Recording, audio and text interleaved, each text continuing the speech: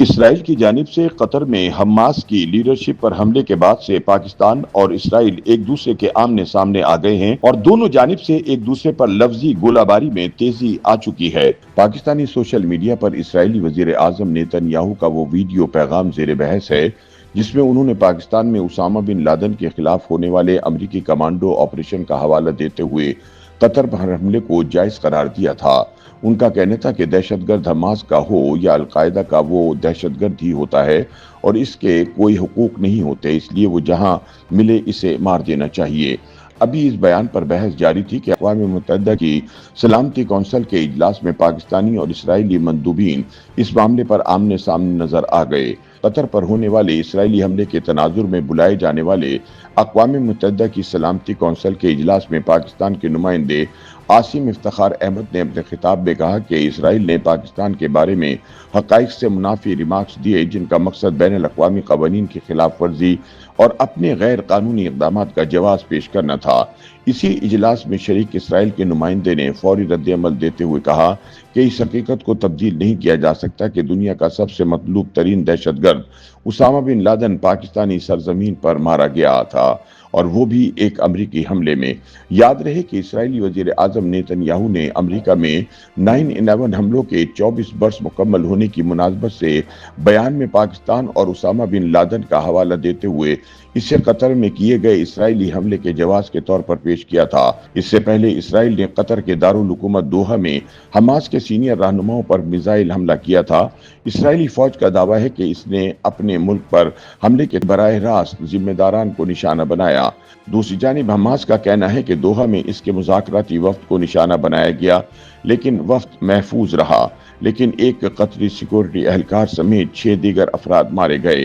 قطر پر اسرائیلی حملے کے تناظر میں اقوام متحدہ کی سلامتی کونسل کا ہنگامی اجلاس طلب کیا گیا تھا، جس کے بعد جاری ہونے والے ایک مشترکہ بیان میں سلامتی کونسل نے دوحہ پر حملے کی مذمت تو کی، تاہم بیان میں اسرائیل کا ذکر نہیں کیا گیا۔ لیکن اس اجلاس میں شامل کئی ممالک خصوصاً پاکستان، قطر اور مصر کے نمائندوں نے نہ صرف اپنی تقاریر میں دوحہ پر اسرائیلی حملے کی شدید مذمت کی بلکہ غزہ کی صورتحال اور اسرائیل کی جانب سے مبینہ نسل کشی پر بات کی۔ اجلاس میں جب پاکستان کے نمائندے عاصم افتخار کی باری آئی تو انہوں نے اپنی بات کا آغاز دوحہ پر اسرائیلی حملے کی مذمت سے کیا اور اسرائیل پر غزہ کی صورتحال کے پیش نظر سخت تنقید کی۔ پاکستانی مندوب نے اسرائیلی وزیر اعظم نیتن یاہو کے بیان کا حوالہ دیتے ہوئے کہا کہ اسرائیل نے ایک غیر متعلقہ واقعے کو پاکستان سے جوڑ کر حقائق سے منافی ریمارکس دیے جس کا مقصد بین الاقوامی قوانین کی خلاف ورزی اور اپنے غیر قانونی اقدامات کا جواز پیش کرنا تھا۔ انہوں نے کہا کہ اس واقعے پر پاکستان کا موقف واضح ہے۔ عالمی برادری دہشت گردی کے خلاف جنگ میں پاکستان کی قربانیوں سے اچھی طرح واقف ہے۔ پوری دنیا جانتی ہے کہ ہماری انسداد دہشت گردی کی کوششوں کی وجہ سے القاعدہ کا صفایا ہوا، لہٰذا ہم کسی بھی غیر ذمہ دار ریاست کے ایسے بیانات کو قبول نہیں کریں گے جو دہائیوں سے غزہ اور فلسطینی علاقوں میں بدترین ریاستی دہشت گردی کی مجرم ہو، اور جیسے قطر نے کہا کہ ہم بھی کسی بھی غلط تشبیہ کو مسترد کرتے ہیں۔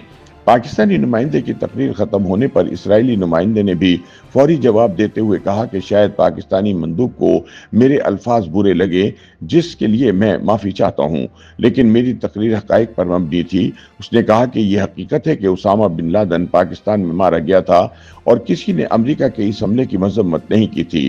جب دوسرے ممالک دہشت گردوں کو نشانہ بناتے ہیں تو کوئی ان کی مذمت نہیں کرتا، لیکن ہماری مذمت کی جاتی ہے جو کہ دوہرا معیار ہے۔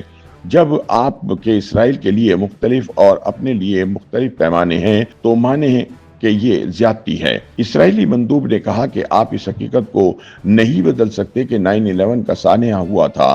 آپ اس حقیقت کو بھی نہیں بدل سکتے کہ اسامہ بن لادن پاکستان میں مارا گیا تھا اور وہ کئی برسوں سے دنیا کا مطلوب ترین دہشت گرد تھا۔ اسرائیلی نمائندے نے کہا کہ میں آپ سے سوال پوچھتا ہوں کہ آپ ہم پر تنقید کرنے سے پہلے اپنے دوہرے معیار بارے بھی سوچا کریں۔ وہ معیار جو آپ اپنے ملک پر لاگو کرتے ہیں اس معیار سے مختلف ہے جو آپ اسرائیل کے لیے طے کرتے ہیں۔ یاد رہے کہ نیتن یاہو نے قطر پر اسرائیلی حملے کا جواز پیش کرتے ہوئے کہا تھا کہ امریکہ نے القاعدہ کے بانی اسامہ بن لادن کو پاکستان میں ہلاک کیا تھا۔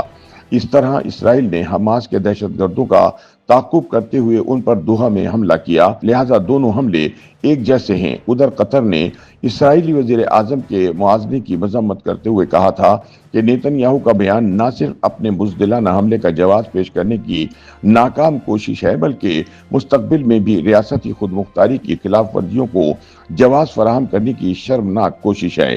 قطر نے کہا کہ نیتن یاہو پوری طرح واقف ہیں کہ حماس کے دفتر کی میزبانی قطر کی ثالثی کی کوششوں کے فریم ورک کے تحت ہے جس کی خود امریکہ اور اسرائیل نے درخواست کی تھی، لہٰذا دوحہ پر حملہ قطر کی سالمیت پر حملہ ہے۔ YouTube پر گوگلی نیوز دیکھنے کے لیے youtube.com کی سرچ بار میں googly news T V type کریں۔ گوگلی نیوز کے پیج پر سرخ رنگ کے سبسکرپشن والے بٹن پر کلک کرنا نہ بھولیے۔ YouTube پیج پر اپلوڈ ہونے والی ویڈیوز سے باخبر رہنے کے لیے بیل آئیکن پر کلک کیجیے۔ آپ کو ہر نئی ویڈیو کے بارے میں نوٹیفیکیشن موصول ہو جائے گا۔